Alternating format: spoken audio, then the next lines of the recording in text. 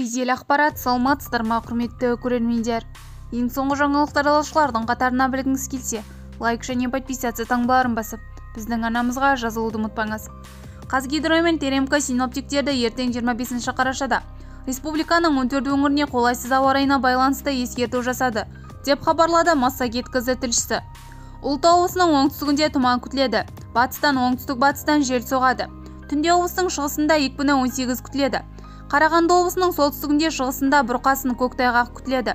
Облыстың солтүстігінде шығысында көктайғақ күтіледі. Күндіз облыстың оңтүстігінде тұман күтіледі. Оңтүстік-батыстан жел соғады. Түнде облыстың солтүстігінде екпіні 15-20 күтіледі. Қостанай облысының батысында, солтүстік-батысында, күндіз солтүстік жартысында көктайғақ, бұрқасын күтіледі. Облыстың батысында, солтүстігінде тұман күтіледі. Оңтүстік-батыстан жел соғады. Облыстың батысында, солтүстігінде, оңтүстігінде екпіні 15-20. Маңғыстау облысында оңтүстік-шығыстан жел соғады. Облыстың батысында, солтүстік-шығысында 15-20, кей уақытта екпіні 23 күтіледі. Ақтөбе облысының батысында, солтүстігінде көктайғақ, бұрқасын күтіледі. Оңтүстіктен жел соғады. Облыстың батысында, солтүстігінде екпіні 15-20. Қызылорда облысының солтүстігінде тұман күтіледі. Астанада түнде және таңертең тұман жаяу, бұрқасын күтіледі. Жолдарда көктайғақ күтіледі. Батыстан оңтүстік-батыстан жел соғады. Түнде және таңертең екпіні 15-20. Ақмола облысының солтүстігінде, шығысында, күндізінде, батысында, солтүстігінде бұрқасын, көктайғақ күтіледі. Түнде және таңертең облыстың батысында, оңтүстігінде тұман күтіледі. Жамбыл облысының оңтүстігінде, таулы аудандарында тұман күтіледі.